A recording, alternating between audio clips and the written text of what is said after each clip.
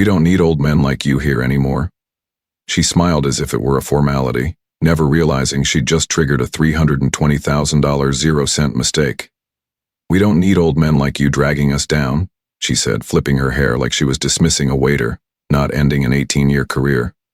"My name is Martin Cole. I'm 58 years old, and for nearly 2 decades I was the operations manager at Morrison Industrial Works in Louisville, Kentucky. I wasn't the guy who gave grand speeches or dominated meetings. I was the one who made sure the machines ran, the crews showed up, and deadlines got met. I was the rhythm in the background that kept the whole factory dancing." So when Alyssa Morrison, 28 years old and fresh off 2 years of living in Miami with a shiny business degree, told me my services were no longer needed, I didn't argue. I just snapping tight. I returned to my desk, methodically cleared out my personal items and packed 18 years into one single cardboard box, while the younger staff avoided eye contact. Funny, most of them had come in as kids, now grown, with mortgages and toddlers of their own.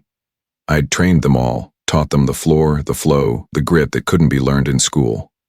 But none of them said a word. The silence was louder than any applause could. Robert Morrison, Elisa's father, had built this company with his own 2 hands. 43 years ago he started with a single lathe in a rented garage. He'd built it up with sweat equity and an uncompromising eye for quality into a $30 million 0-cents operation. When his health started to decline, he personally chose me to run day-to-day operations. "You're the only one I trust not to cut corners," he said when he handed me the keys to the floor, and I never did. Now, Alyssa believed she was the new era, the face of innovation, armed with buzzwords like synergy and scalability. And part of her vision? Cut out the old mindset, code for clean house, especially the ones who remembered what the place looked like before the walls had safety posters and HR had flavor of the month workshops. As I walked to my truck carrying that sad little box, I felt no panic, no rage, just a strange sort of calm. Because what Alyssa didn't know, what she hadn't even bothered to check, was that my employment contract contained a clause her father had inserted himself. One designed to protect me from poaching competitors, a clause that now worked as a tripwire. It guaranteed 2 full years of severance pay, but only if I was terminated without cause. And resisting change doesn't quite cut it under labor law. I placed the box in the passenger seat, settled behind the wheel, and stared through the windshield at the shop floor. At the machines I'd kept running long past their intended lifespan. At the systems I'd designed from scratch. At the people I'd hired, trained, and advocated for. They were about to learn what happens when you strip a company of its institutional memory. No slam of the door, no spinning tires, just the steady start of my truck engine and a calm drive home. I didn't go to a bar, didn't rant online. I went straight to my kitchen, sat at the table, and called Greg Yates, a lawyer friend who'd been waiting years for a case like this. "I've got a contract I'd like you to take a look at," I said. And I wasn't bluffing. I didn't have a pedigree, just 18 years of holding the line when everyone else panicked, and they called that outdated. I wasn't supposed to end up at Morrison Industrial Works, not permanently. Back in 2005, I was just another laid-off plant supervisor from a failing auto manufacturer in Toledo, trying to keep the bills paid and find a new footing after the industry I knew started crumbling beneath my boots. My degree was from a community college in Ohio, nothing flashy, nothing that opened doors. But I knew machines, I knew systems, and more than anything I knew how to show up, figure it out, and get things done. Robert Morrison gave me a chance when I didn't expect one. He hired me after a 2-hour conversation that was more about values than resumes. "Credentials don't build machines," he'd said, leaning back in his chair. "Men with sense and skill do." That stuck with me. It still does. Within 2 years, he promoted me to operations manager. I never asked for the title, never lobbied for attention. I earned it by being the guy who stayed late, came in early, and always knew what was happening on the floor before anyone else. I wasn't loud. I wasn't charming. But I was reliable. When a storm knocked out power in H9, I had backup generators running in 40 minutes. When a supplier botched a delivery in 13, I rerouted the schedule so we didn't miss a single client deadline. My reward? Autonomy. Trust. A salary I never took for granted. Outside of work, my life followed the same blueprint. I married Lillian when we were both 25. She was the quiet kind of strong, someone who understood how to carry weight without showing the strain. We bought a modest house just outside of Louisville, raised 2 kids. Noah, now an engineer in Colorado Springs, and Katie, a 3rd-grade teacher in Cincinnati. We had 20 good years. Until cancer came, fast and unfair. I was still managing day shifts and production rollouts when I was driving her to treatments. And Robert made it easier. He never made a show of it. Just adjusted the schedule, made sure I had what I needed. Family first, Martin. Always. That's what he said. And he meant it. Losing Lillian 4 years ago changed something in me. Not bitterness, just clarity. I knew what mattered. I knew where I stood. And I poured even more of myself into the job because it was the one place where things still made sense. Machines are honest. If something's wrong, they don't pretend. They hum, or grind, or smoke. Robert understood that. He wasn't warm, but he was steady. We weren't fishing buddies. We didn't slap backs or trade Christmas cards, but we had mutual respect and questioned that didn't need words. When Robert's health started to slip, he leaned more and more on me. He trusted me with things he didn't even trust his senior managers with. And when Elisa started coming around, I noticed the way he watched her. Not with pride, but with quiet worry. She'd breeze into meetings with designer handbags and corporate buzzwords, strategic disruption, agile pivoting, decentralized scalability, things that looked good on a whiteboard but collapsed under the weight of actual production schedules. I'd catch Robert rubbing his temples after she left the room. "She needs to learn, Martin," he told me once, standing in my office doorway with a glass of water in hand. "Some lessons don't come from books," I agreed. But I also knew some lessons, if they're taught the wrong way, come at the cost of other people's livelihoods.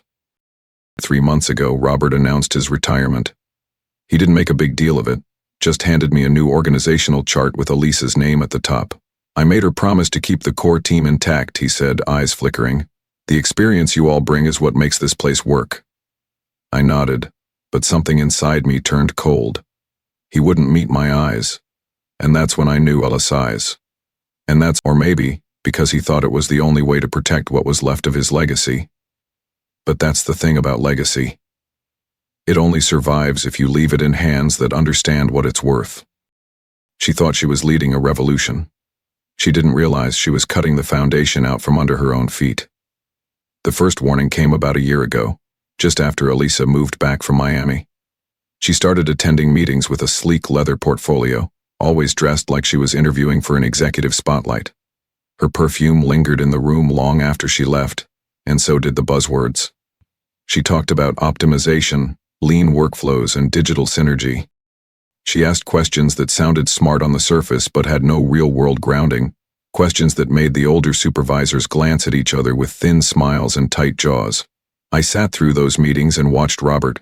He'd flinch, just slightly when she spoke, but he never interrupted, never corrected, just let her talk.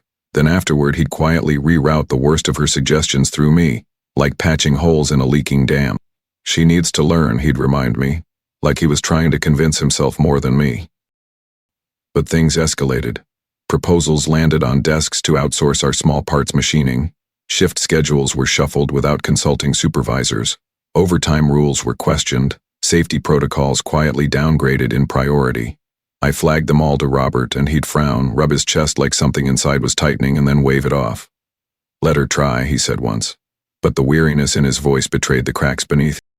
3 months ago, Robert called me into his office. He looked thinner than usual, paler. His desk was cleaner than I'd ever seen it. A new organizational chart sat between us. Elisa's name printed in bold above a newly created president title. "I'm retiring," he said simply. "The doctors want me to slow down. Heart's not what it used to be." I nodded slowly. "Understood." He hesitated. "I made her promise to keep the core team intact. You, Mark, Janet, the experience you all bring is what makes this place work." I nodded again, but I didn't smile. Robert looked away. That was the real moment, when I knew he couldn't stop her. He couldn't stop her. He was handing over everything he'd built to someone who didn't know how to carry it. 2 weeks after that conversation, she made her move. I wasn't even surprised when I got the call to her office. "We're going in a new direction," she'd said, looking me over like I was a used part on a shelf. "This isn't personal, Martin, but we need to bring in people who understand the future." I said nothing. She leaned back, that same smirk on her face. You're respected, sure, but respect doesn't equal results. And frankly, you're not adaptable. I just smiled. Not out of amusement. Out of something deeper. She was quoting phrases from business case studies, trying to weaponize them against someone who had lived through real economic downturns and kept a company running with duct tape and split shifts. So I packed my things, walked past the rows of people I'd trained, mentored, and problem-solved with. Some looked up, some didn't.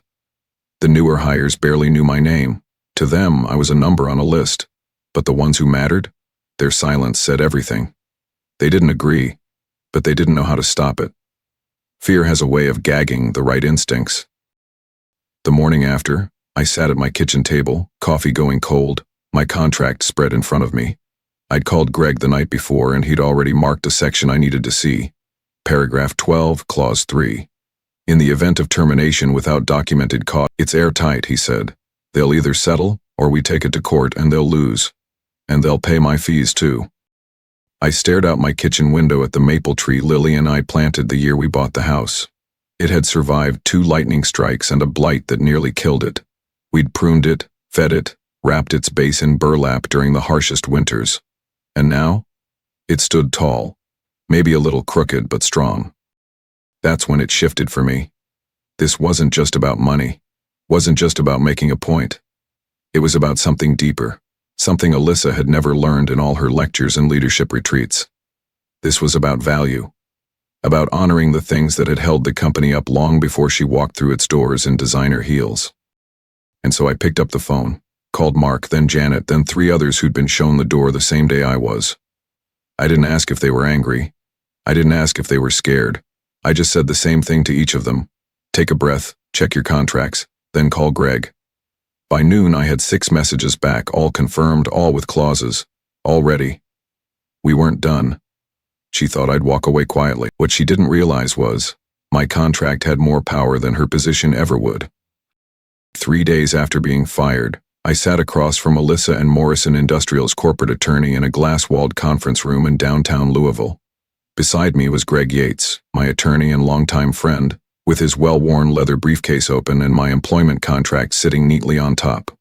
Alyssa leaned back in her chair, arms folded, face unreadable except for the trace of annoyance in her eyes. "This is ridiculous," she said without looking at the contract. "We're implementing a new director." That's cause enough. Greg, 70 and cool as mountain air, didn't even blink. He simply pointed to the highlighted section. Termination without cause, as defined in Appendix C, requires severance equal to 24 months of current salary. He looked at their young attorney, mid-30s, fresh haircut, crisp suit, clearly not expecting this to escalate so quickly. "Approximately $320,000 in Mr. Cole's case," Greg added. The young attorney, his name tag read, Justice, flipped through the contract with a growing frown. "Ms. Morrison, the definition of cause here is very specific. Performance issues, ethical violations, criminal act." Alyssa cut in. He was resistant to change. "That's insubordination," Greg asked calmly. "Where's the documentation?" Alyssa blinked. "Where's a documented pattern, not a single incident?" Justin kept flipping through a thin red folder, clearly hoping for something that wasn't there. Alyssa's face darkened. "Fine. So we pay him a few months severance and move on." 24 months, Greg corrected again without raising his voice, as stipulated. "That's insane," she snapped. "We'll offer 6, bake it or leave it." I didn't speak, just sat still, eyes on her. In that moment, she looked so much like her father. Her stubborn jaw, her dismissive tone, her inability to see the long-term consequences of short-term decisions. Greg began to close his briefcase. "Then we'll proceed with legal action. Discovery should be interesting, especially regarding the simultaneous termination of multiple employees over 50. Justin's head snapped toward him, alarm flashing across his face. He leaned in toward Alyssa and whispered urgently. She brushed him off. "Before you start making threats," she turned to me, ignoring Greg completely. "You should know we're ready to fight this. You'll be tied up in court for years." That was when I finally spoke. "I've got time," she smirked, "and we'll make it known throughout the industry that you're difficult. Good luck finding another position at your age." The door behind her opened before I could respond. In walked Robert Morrison, thinner than I remembered, leaning slightly on a cane but eyes as sharp as ever. "Alyssa," he said quietly. "A word. Dad, we're in the middle of something, she said, her voice sharper than she intended. Now, he said, not as a suggestion. They stepped outside into the hallway. Through the glass I could see them talking. Well, he was talking. She was pacing, gesturing. His voice remained calm but firm. Hers got louder, defensive. She finally threw her arms up and turned away. He followed her back inside, slower this time.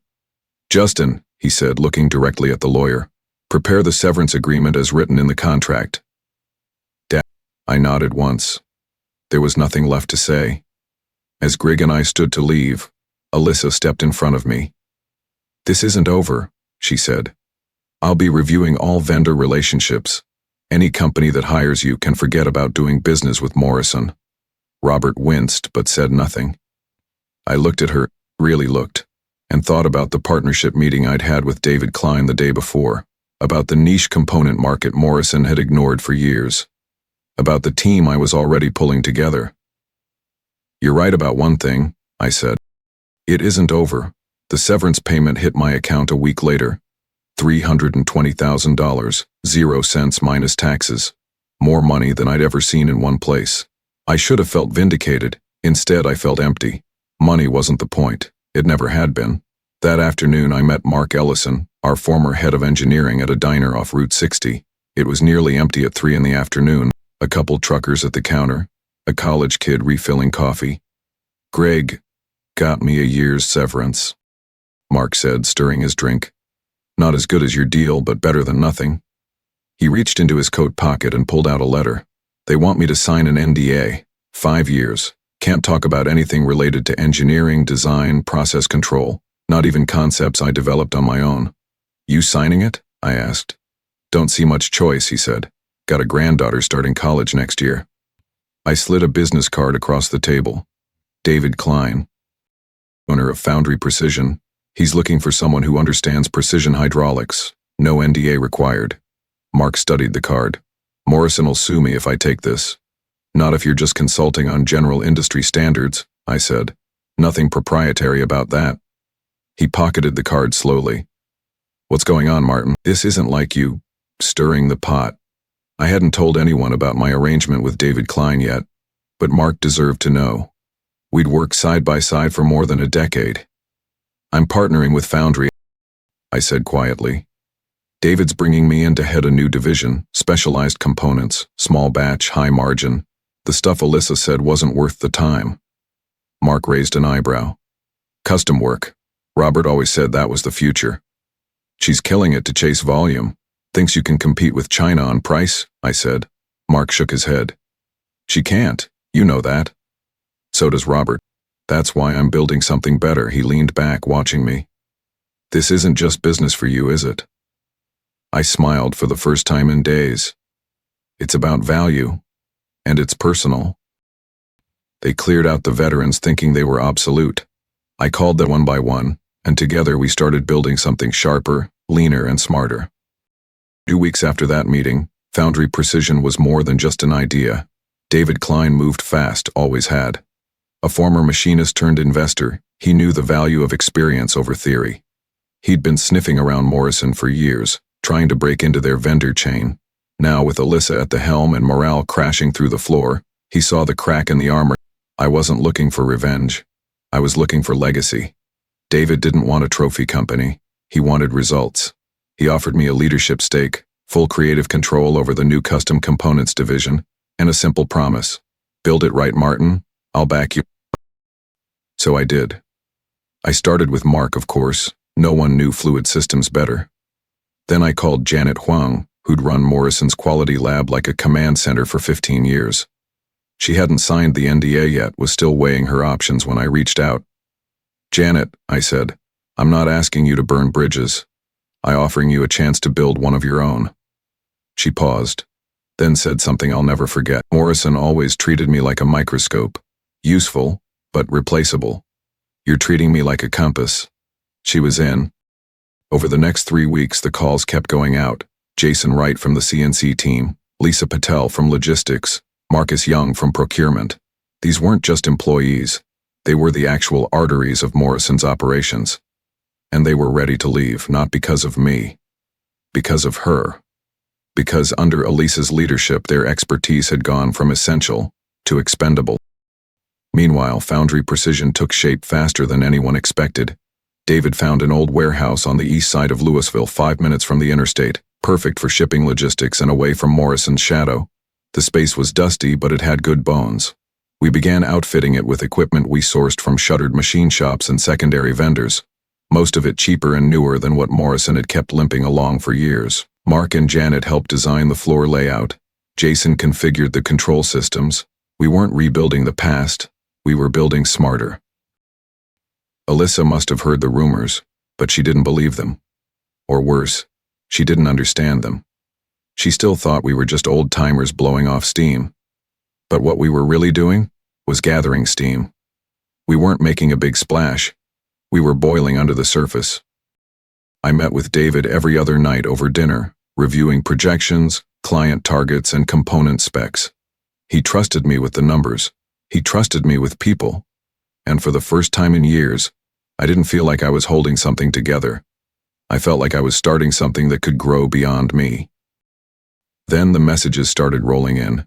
First from a former client rep at Allied Parts. Heard you're doing custom runs? We've got a couple orders that Morrison can't fulfill. Then from Midwest Hydrotech. Morrison's lead times are 3 weeks behind, can we talk? And then the real break. An internal memo forwarded to me by Janet, still technically employed at Morrison. It showed rising defect rates, late orders, and 3 key clients threatening to move their accounts if quality didn't improve. Elisa had streamlined the company so hard she'd amputated the parts that made it function, and the market was starting to feel the effects. That same night, Mark and I stood on the unfinished floor of Foundry's new space. The machines weren't all online yet. The air still smelled like old concrete and new beginnings. "You sure about this?" he asked, arms crossed. I nodded. "We're not just starting a company, Mark, we're proving something. The experience isn't a liability. That experience is the advantage." He looked around. "It's quiet now, but give it 6 months." I smiled. "It won't be." We'd been called obsolete, stubborn, overpaid, but we knew something Morrison had forgotten. When you cut away your roots, the tree might still look tall, but it's already starting to die. And we were about to show them what happens when those same roots find new ground to grow in. While she was bragging about her new direction, her own board was secretly looking for the emergency exit. 3 months into the Foundry launch, things at Morrison Industrial were beginning to buckle, and not quietly. Through Janet, who was still inside the company, I started receiving updates that read more like distress signals than memos. Order delays had tripled. Quality control reports were being flagged, then ignored.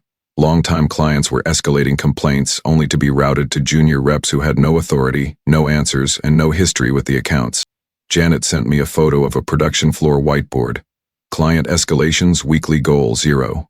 The word goal had been underlined 3 times in red marker. But the irony?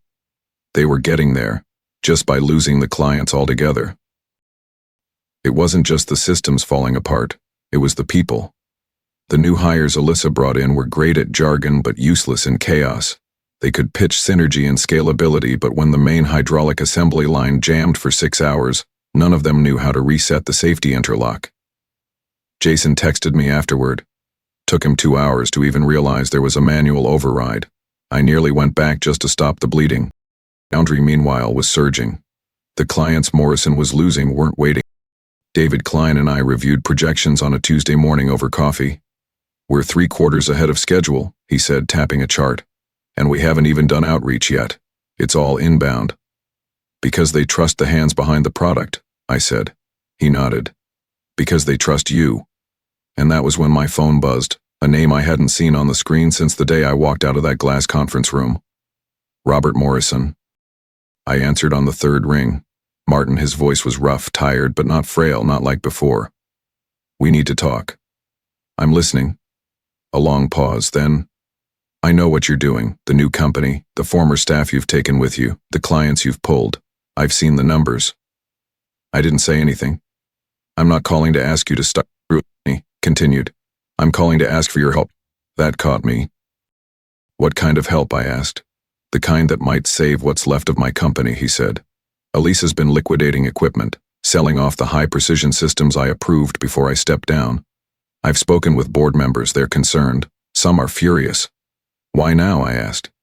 Because I should have listened to you months ago, Robert said. You told me she wasn't ready. And I let her take the wheel anyway. He wasn't just talking about company finances anymore. He was talking about trust, about the weight of legacy when handed to someone who doesn't understand what they're carrying. What exactly are you asking, I said. Come to my house, he replied. Tonight, 7 o'clock.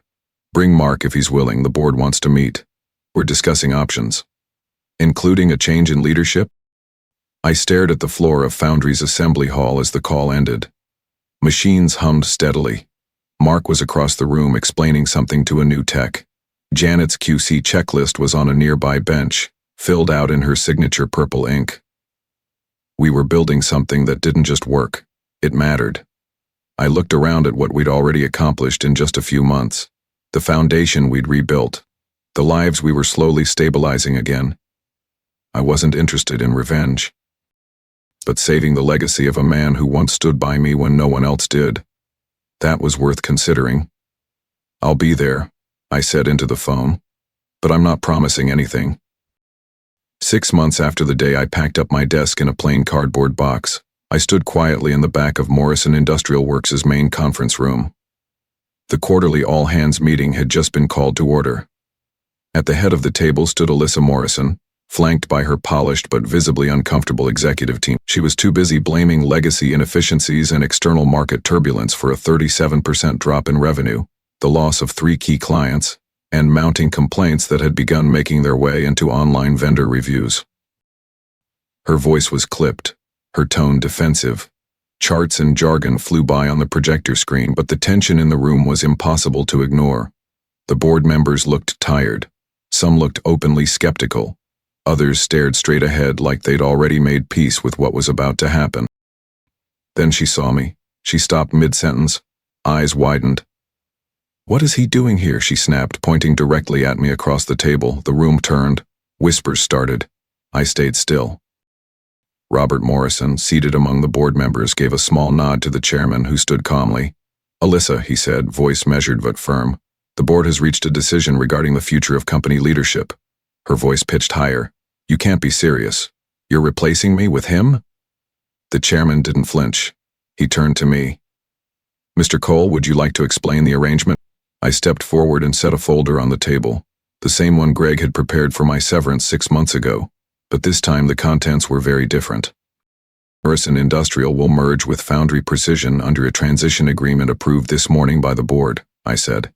As part of the merger, the company's custom hydraulics division will be absorbed by Foundry's operations. Leadership of the remaining divisions will shift to newly appointed executive oversight. Alyssa laughed, sharp and disbelieving. "This is absurd. I'm the majority shareholder." "No," Robert said, rising slowly. "You hold 20%. I retained 51%, and this morning I voted in favor of the merger." Her jaw dropped. Her eyes scanned the faces around the room. None of them offered support. I slid the rest of the paperwork across the table to her. "Effective immediately, Foundry will oversee the integration of all client orders, legacy systems, and product lines. Engineering will be led by Mark Ellison." He stepped through the door behind me, nodding to the board as he entered. Alyssa's hands shook as she flipped through the documents. This is a hostile takeover." "No," I replied, steady. "This is business, nothing personal." Her face twisted, but I didn't look away. There was nothing left to say that hadn't already been said. She had taken a company built on loyalty and durability and tried to twist it into something sleek but hollow. Now she was facing the weight of what she'd thrown away. After the meeting, as people began to filter out, she approached me one last time. "You may have won today," she said, voice low, venom curling around every syllable. "But I'll make sure every vendor in this region knows what you did. No one will work with you again." Robert closed his eyes briefly at her words, but didn't speak. I looked at her calmly. "I already had that conversation yesterday," I said. "You've lost the vendors, Alyssa. You just don't know it yet." 1 year after the merger, I stood on the upper level of our newly expanded Foundry Precision facility. The hum of equipment below was like music. Engineers collaborated in pairs. Janet, in her lab coat, moved between testing bays with quiet command. Jason was running final diagnostics on our latest CNC line, and Mark stood at a workbench, sketching out a modification by hand before transferring it to a tablet, still old school in all the right ways. Beside me, leaning on his cane but smiling more than I'd seen in years, stood Robert Morrison. "The quarterly numbers," he said, handing me a printout. "Astounding's in 5 years." I nodded. Margin growth, client retention, 3 new patents pending. But that wasn't what satisfied me most. It was the feel of the place. The way it ran, not like a charcuterie. I said of directive, resilient, grounded in both experience and invention. "Got a call yesterday," Robert said, more quietly, "from Melissa." I turned slightly, but didn't speak. "She's starting a consulting firm in Florida," he continued. "Wants to help other companies modernize for the future. She asked if I'd invest." "Will you?" He shook his head. "I told her to come back to Louisville first, spend a year working the floor, learn the business again from the ground up, the way I did. The way you did." She smiled faintly. She hung up, but she called back this morning. I looked down at the team moving below us. Old hands and new minds working together, not in conflict but in rhythm. The way it was always meant to be. "You know," Robert said, his voice softer now, "when I wrote that severance clause into your contract, I never imagined it would lead to this." I smiled. Neither did I. We stood there a while longer, letting the steady noise of industry fill the silence between us, not with regret, not with revenge, but with understanding. Because some lessons are expensive, but the ones that stick, the ones that change everything, those are always worth the price.